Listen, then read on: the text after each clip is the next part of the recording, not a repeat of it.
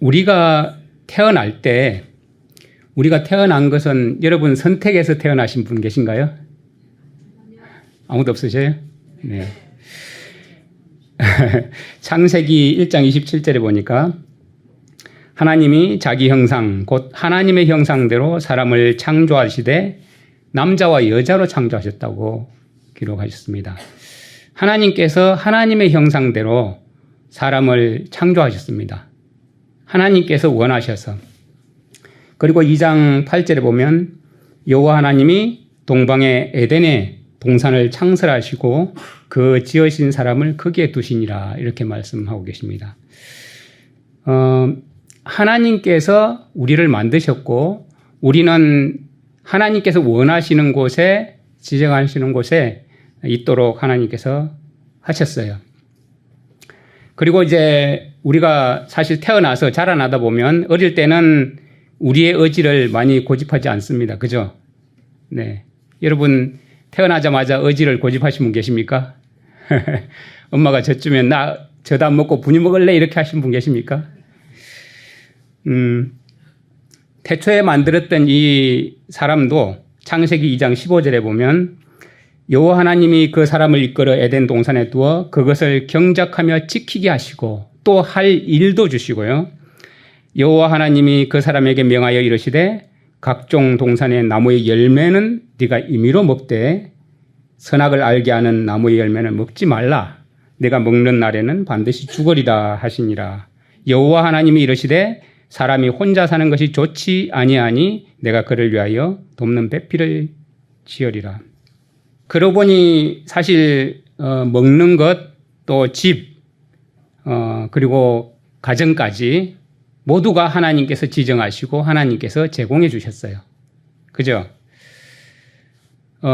그런데 사람이 타락하고 난 이후에 이제 사람들이 살아가는 방식이 좀 많이 바뀌었죠. 거의 대부분 내 의지를 가지고 이제 살아가게 됩니다. 창세기 4장 3절에 세월이 지난 후에 가인은 땅의 소산으로 제물을 삼아 여호와께 드렸고, 사실 제물을 드린다는 것은 하나님과 교제하는 것, 다시 말해서 하나님께 예배드리는 행위거든요. 그런데 하나님과 교제하고 사귀려면 하나님이 원하시는 방식으로 해야 되는데 자기가 옳다고 생각하는 방식을 고집하게 됩니다.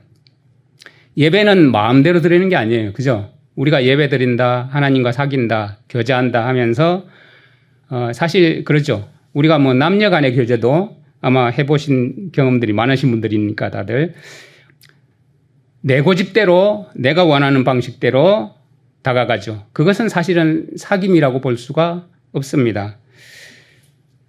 그런데 하나님께서 이렇게 타락해서 자기 마음대로 하나님을 떠나서 자기가 원하는 대로 그렇게 살던 사람들에게도 기회를 주셨어요. 그래서 그렇게 잘못된 길로 가지만 가장 선한 길로 인도하십니다. 그래서 신명기에 보면 4장 29절에 그러나 내가 거기서 내 하나님 여호와를 찾게 되리니 만일 마음을 다하고 뜻을 다하여 그를 찾으면 만나리라. 하나님께서 만날 수 있는 길을 다시 제공을 해주시고 또 내가 있기 전에 하나님이 사람을 세상에 창조하신 날부터 지금까지 지나간 날을 상고해보라. 지나간 날을 깊이 생각해봐라. 하늘 이 끝에서 저 끝까지 이런 큰 일이 있었느냐, 이런 일을 들은 적이 있느냐 하시면서 하나님께서 인도해 오신 그 길을 이제 설명을 해 주셨어요. 그런데 여기에 반응하는 사람들이 있죠. 시편 77편 5절에 아삽은 이렇게 이야기합니다. 내가 옛날 곧 지나간 세월을 생각하였사오며. 사람의 반응이 있는 거예요. 하나님은 우리에게 비록 잘못된 길로 빠지더라도 다시 돌이킬 수 있는 길을 제공하시고 호소를 하십니다. 그때 우리는 어떠한 반응으로 나갈 것인가 라는 거죠. 베드로는 이렇게 권고를 합니다. 베드로전서 4장 3절에 너희가 음란과 정욕과 술취함과 방탕과 향락과 무법한 우상 숭배를 하여 이방인의 뜻을 따라 행한 것은 지나간 때로 조카도다. 지나간 때로 조카도다. 이것은 믿는 자들에게 공고하는 근거죠. 예, 믿는 자들도 지나간 때로 족하지 않다고 생각하는 사람들이 있다는 얘기입니다. 그래서 우리를 계속해서 이렇게 말씀으로 어떤 상황으로 이렇게 주님께서는 인도해 오셨습니다. 오늘은 제가 한 사람이 어떠한 결정을 한 것이, 어떤 선택을 한 것이, 어떤 길로 갈 것인지 결정한 것이 어떠한 결과를 낳는지 한 사람의 이야기를 해보고 싶습니다. 이 사람은 사도들을 제외하고는 인류 역사상 아마 가장 훌륭한 선교사입니다. AD 약 360년경에 태어난 사람인데요.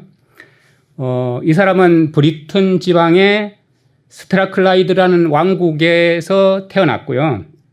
아버지는 그 지방의 원로원의 의원이었고요. 지금으로 말하면 국회의원이죠. 그리고 교회에서는 집사였고 또 할아버지는 장로였습니다. 그래서 이제 이 사람도 태어날 때부터 사도 바울처럼 나면서부터 로마의 시민권을 가진 그런 사람이죠. 그런데 이 사람이 16살에 할아버지 농장에 있다가 그곳에서 약 수천 명의 사람들과 함께 끌려서 아일랜드로 가게 됩니다. 노예로 잡혀갔죠.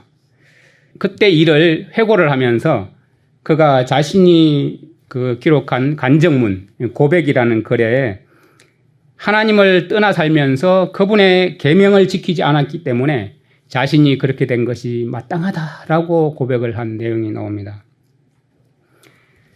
그가 잡혀가서 아일랜드에서 7년 동안 지냈습니다. 노예 생활을 하면서 7년 동안 어떤 일을 했느냐 하면 아일랜드 형식의 켈트어를 배우게 되었습니다. 노예로 잡혀가서. 이 불행을 하나님은 사실은 그분의 영광을 드러내시기 위해서 역으로 사용하시죠. 항상 그러시죠. 예, 요셉처럼. 기독교 지도자로서 페트릭의 그 초창기 사역을 우리가 이렇게 살펴보는 것은 너무나 우리에게 고무적인 생각을 갖도록 해주는 놀라운 일입니다. 그 당시에 비질란티우스라고 해서 프랑스 남부와 이탈리 북부에서 정말 라틴계 사람들을 위해서 정말 복음을 잘 전하고 있던 그런 시대에 속하는데요. 패트릭은 이제 섬이죠. 여기는 브리튼, 지금 말하면 아일랜드, 영국, 스코틀랜드죠. 그곳에 아주 큰 규모의 기독교 그룹들이 아주 많이 있었다는 사실을 우리가 주목해 볼 필요가 있고요. 패트릭이 자기의 사역의 정점에 이르렀던 411년에 페르시아에 있는 그 셀루시아라는 곳에서 동방정교회 수장이 살던 지역입니다.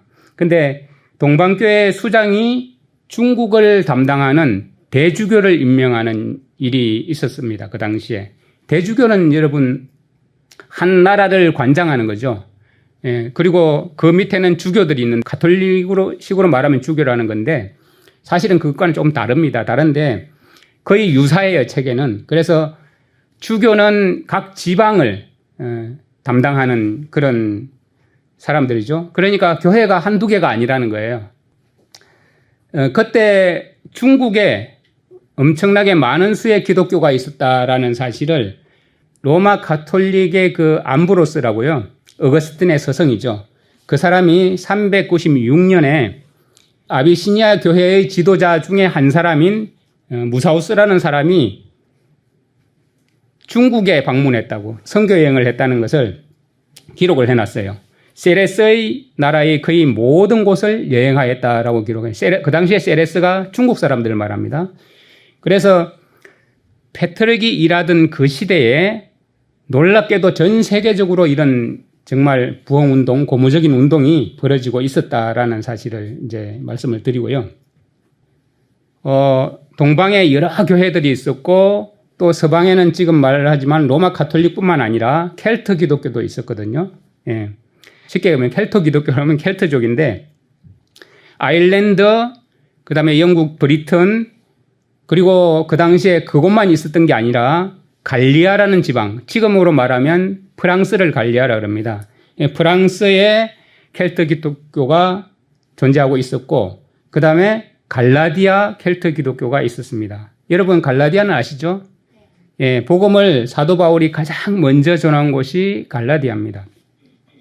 그 갈라디아에 있는 켈트인들은 특이하게 지금의 어디입니까? 터키죠. 예, 터키인데 갈라디아 그 지방만, 그 도만 켈트족이 많이 모여 사는 그런 곳입니다. 그러니까 그곳은 사실은 켈트족이 살 곳이 아닌데 쫓겨다니다 보니까 그곳에 아주 많이 이주를 해서 정착하다 보니까 갈라디아에 켈트족이 살았는데 거기에 사도 바울이 복음을 전하고 이 사도 바울이 복음을 전한 그 복음을 들은 켈트족들이 자기 고향, 자기 친척들에게 복음을 전해서 프랑스와 아일랜드, 영국까지 가게 된 겁니다.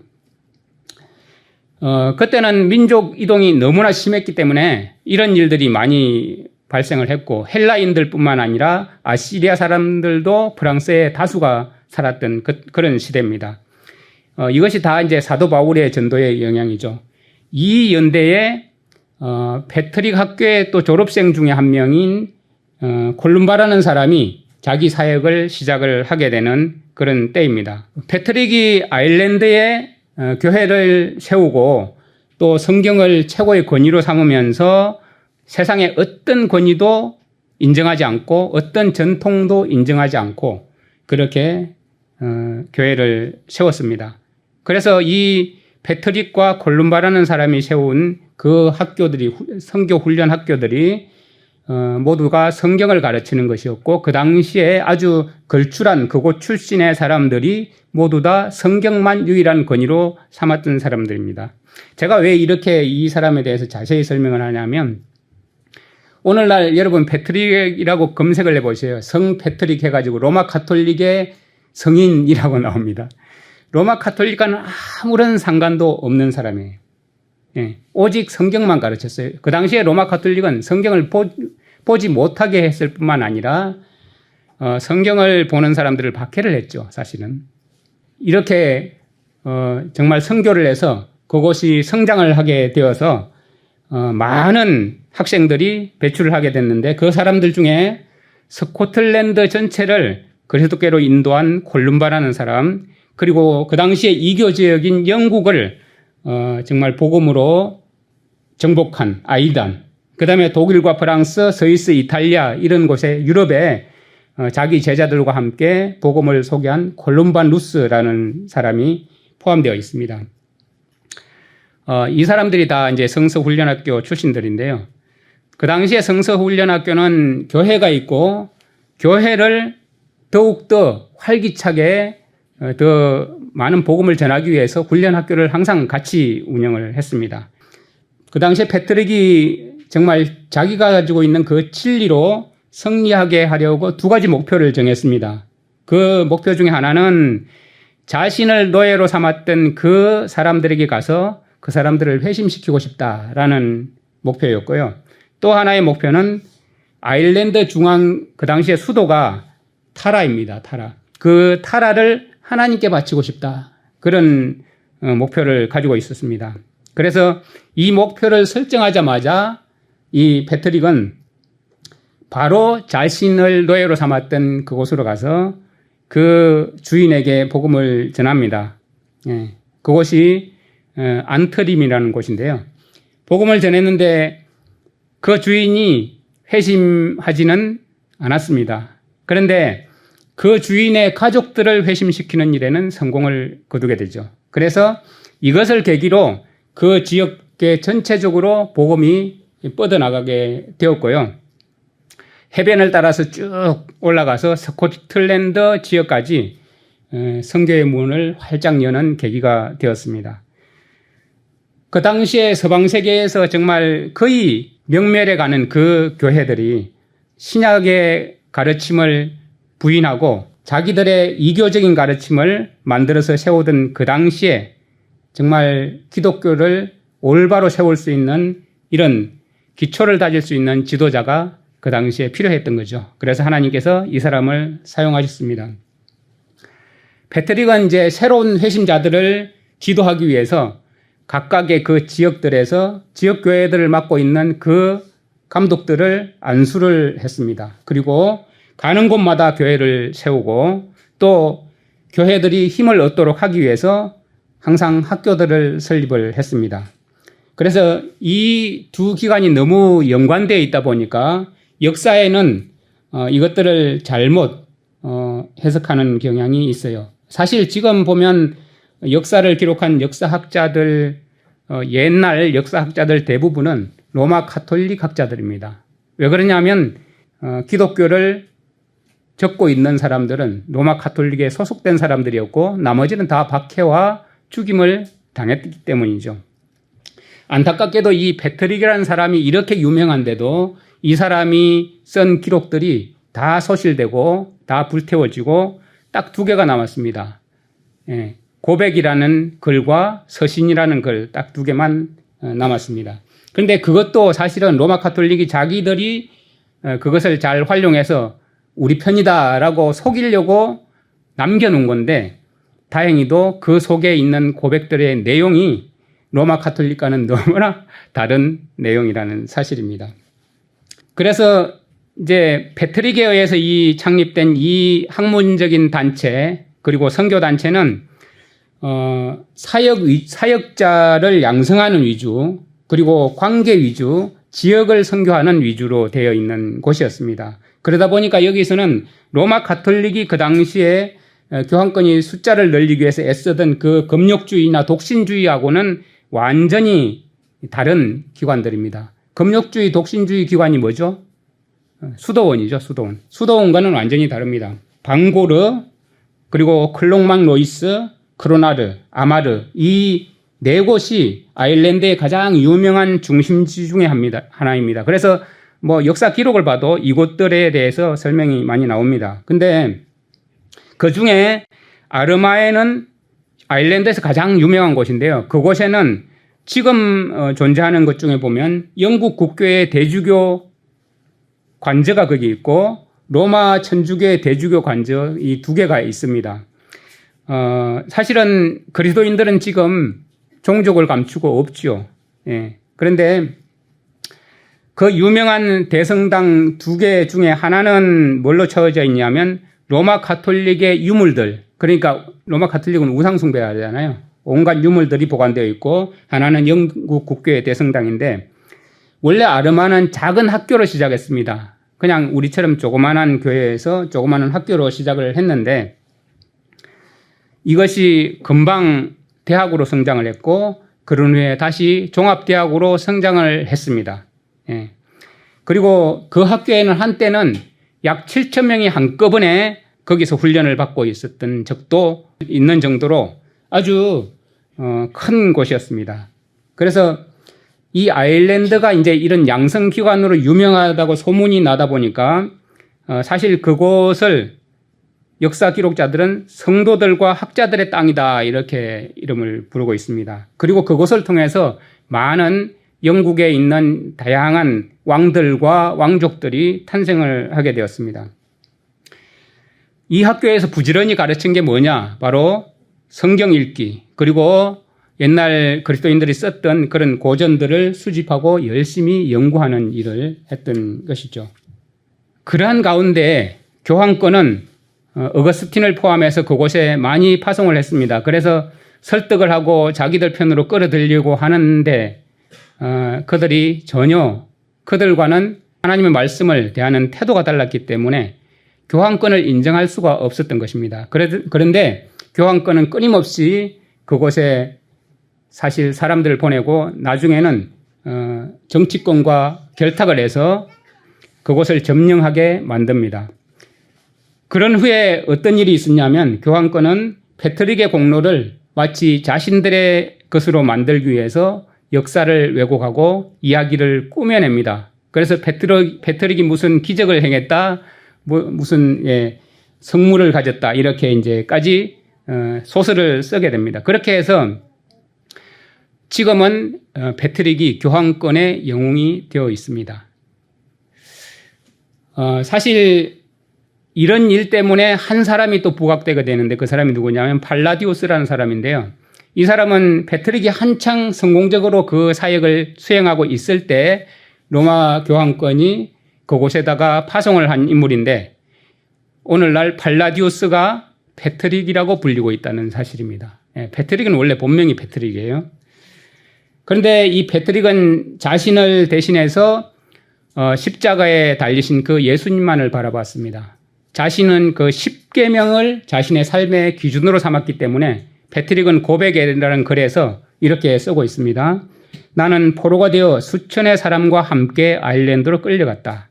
우리는 받을 당연한 보응을 받는 것이었는데 이는 우리가 하나님을 멀리하고 살면서 그분의 계명을 준수하지 않았기 때문이다 라고 쓰고 있습니다. 그 당시에 사실은 십계명은 그 십계명의 구속력에 대해서 패트릭 시대에는 중요한 논쟁점 중에 하나였습니다. 사실 이론적으로는 모든 단체들이 삼위일체에 대해서는 다양한 의견을 그때 가지고 있었고 삼위일체 논쟁이 있었던 시대입니다. 그렇지만 십계명에 대해서는 완전히 영원히 변치 않는 그 하나님의 도덕법이라는 사실을 아무도 부정할 수는 없었던 그런 시대였습니다. 왜냐하면 하나님께서 심판하실 때 천사들과 사람들을 각각 다른 기준에 놓고 심판을 하시냐 이거죠. 예. 그리고 유대인과 이방인의 율법이 각각 다르게 존재하는 거죠. 왜냐하면 심판은 율법에 의해서 하기 때문에.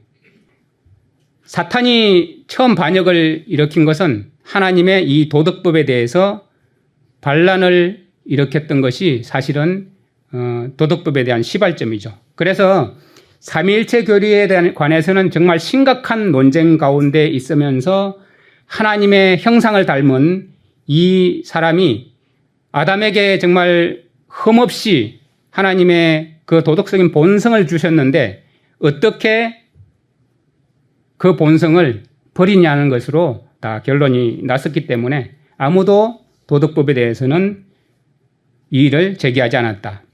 그리고 온 우주에서 천사나 사람이나 그 어떤 피조물이라고 할지라도 사실은 예수 그리스도의 대속의 죽음을 통해서 그들의 범죄 행위를 대속할 수밖에 없다는 사실을 누구도 부인하지 않고 다 받아들였던 그 시기입니다. 그때 삼위일체 논쟁은 이랬습니다. 한 몸에 세 신격이 존재한다고 니케아 종교회에서 못을 박았습니다. 그래서 이 극단적인 정의를 거부하는 사람들이 많이 존재했죠. 그런데 이 사람들이 그리스도께서 골고다에서 우리 죄인들을 위해서 대속물로 죽으셨다는, 희생하셨다는 그 사실을 그대로 믿고 받아들였고요. 교황권은 사실상 오늘날까지 그리스도가 십자가에서 죄인의 대속물로 죽으셨다는 사실을 부정하고 있습니다. 지금도 부인합니다. 이런 가르침이 그리스도께서 십자가를 지실 만큼 정말 존귀하게 여김을 받는 이 십계명이 정말 무시해서 되는 것이냐는 질문이 나오게 되는 것이죠. 그래서 켈트교회는 이러한 믿음으로 십계명의 신성성을 드높였던 그런 교회들이고요. 그들이 그리스도께서 율법을 확대하고 존귀케 하시기 위해서, 완성하시기 위해서 오셨다는 그 사실을 이사야 예언서에 있는 것을 그대로 믿었습니다. 그래서 사실은 예레미야와 사도 바울이 그랬던 것처럼 새 언약의 목적은 뭐냐?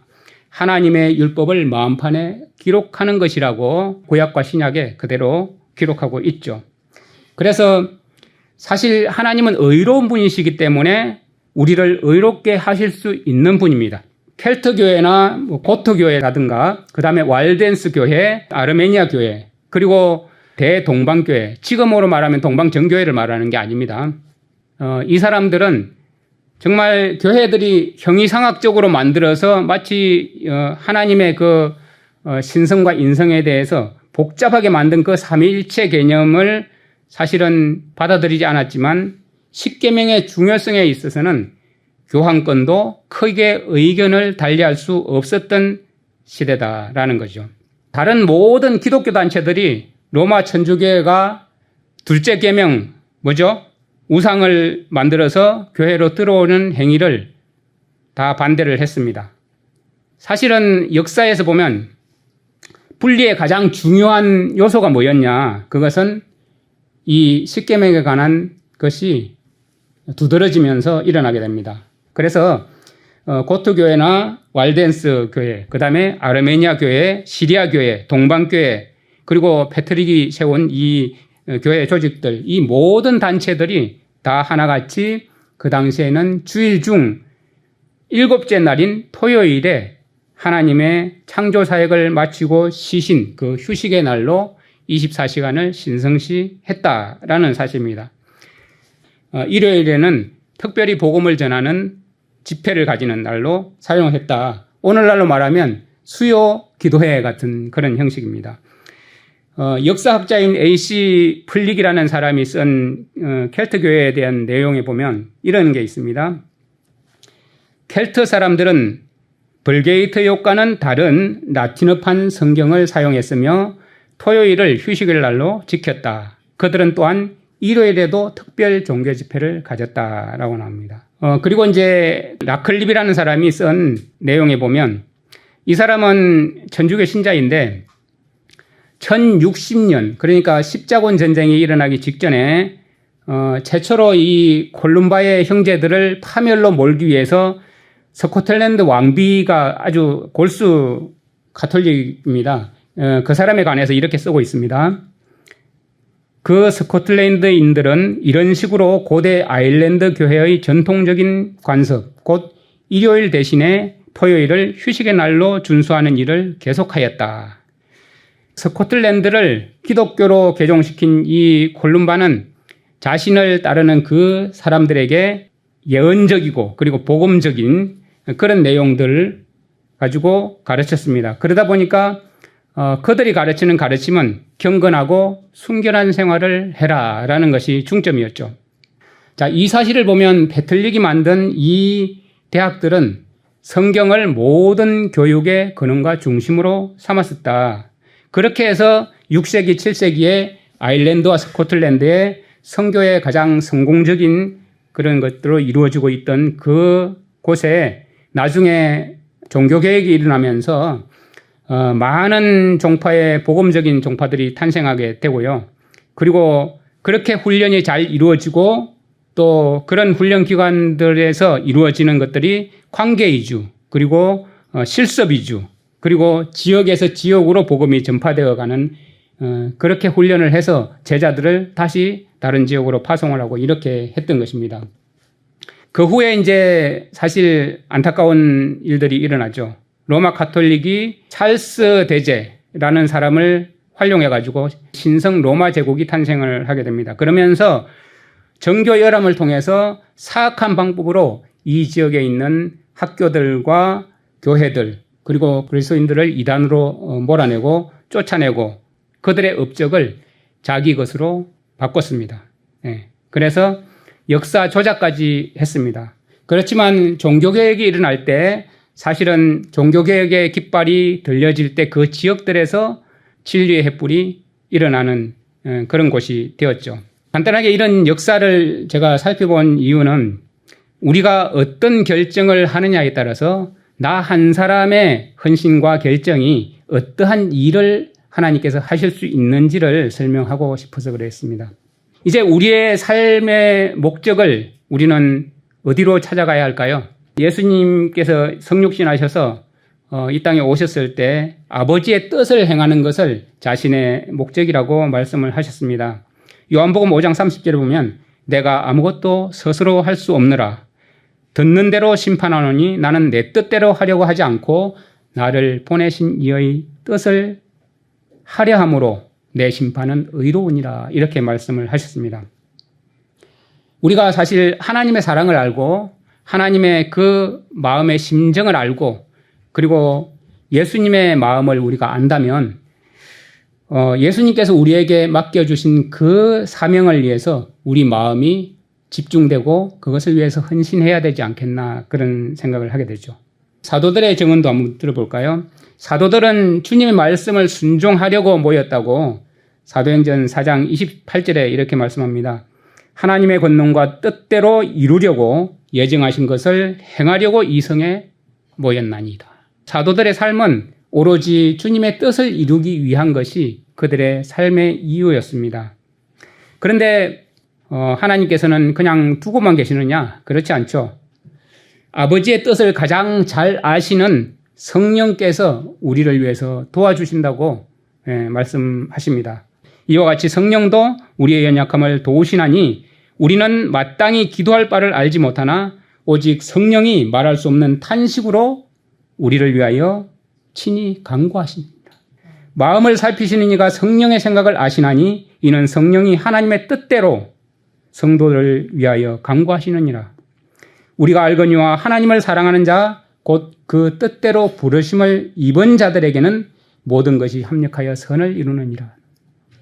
어떤 것 하나도 우연이라는 건 없습니다.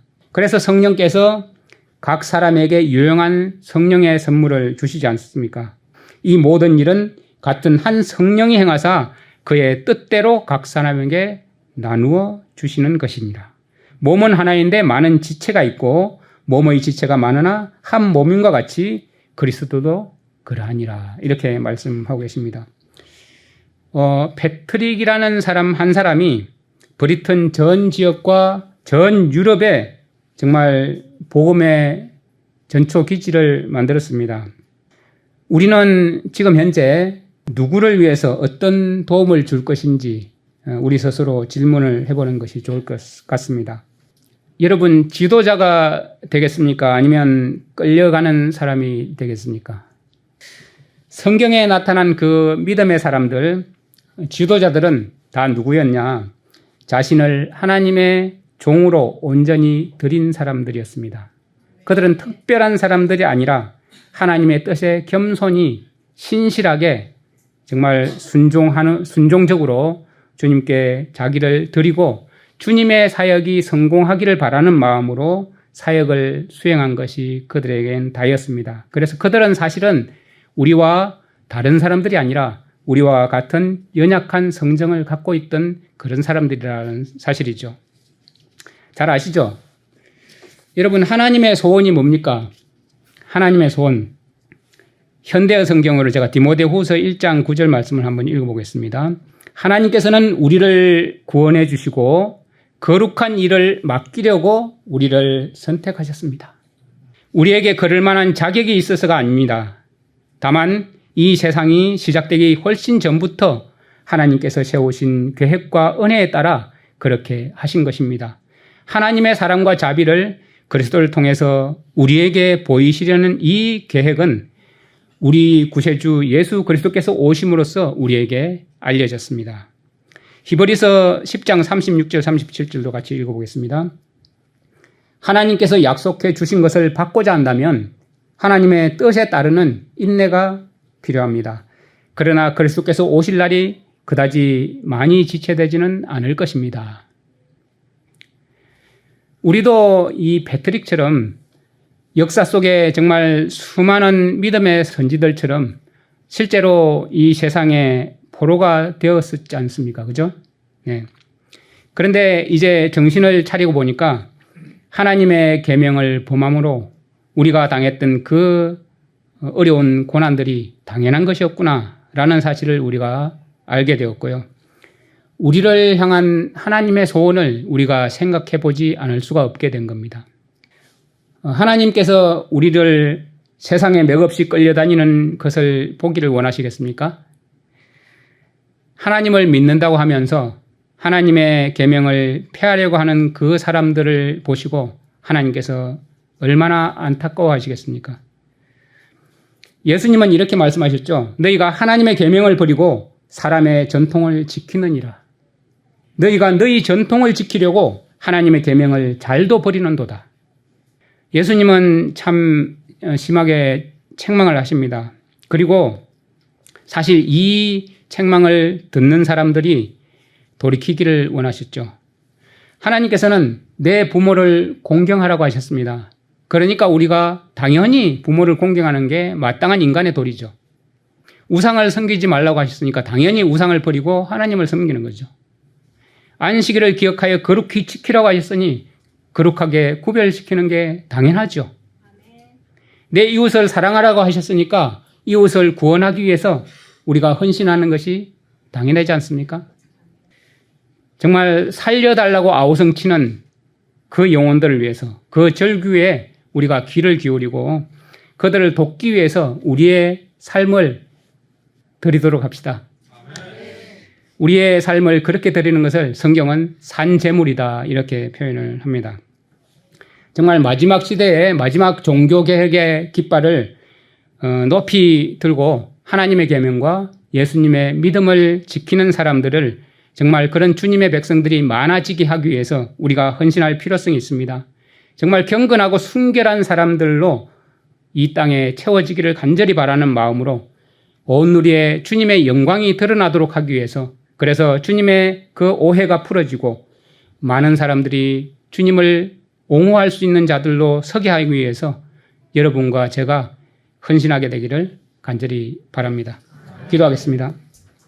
사랑의 하나님 아버지, 우리가 주님의 백성으로서 어디로 가야 할지를 말씀을 통해서 깨닫고 또 날마다의 선택에서 하나님의 부르신 그 목적을 발견하게 됩니다. 예수님께서 언제나 아버지의 뜻을 구하고 그 뜻대로 사셨던 것처럼 사도들이 주님의 뜻을 행하려고 모여서 주님의 은혜를 구하면서 헌신하면서 영혼들을 주님께로 인도했던 것처럼 세상에 잃어버린 영혼들 그리고 세상에서 살 소망을 잃은 영혼들 혼탁한 진리의 투쟁에 미아가 된 영혼들 그리고 진리의 전사로 주님의 일꾼으로 살기를 원하는 그런 영혼들을 위해서 우리가 해야 할 마땅한 헌신과 봉사의 삶을 살 수 있도록 인도해 주시옵소서.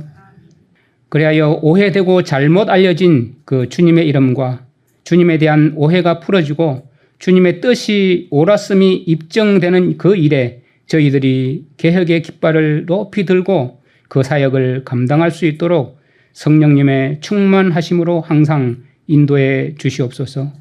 곧 오시마 약속하시고 지금도 우리의 중보자이시며 우리의 구주이시오 주님이신 예수 그리스도의 이름으로 기도드립니다.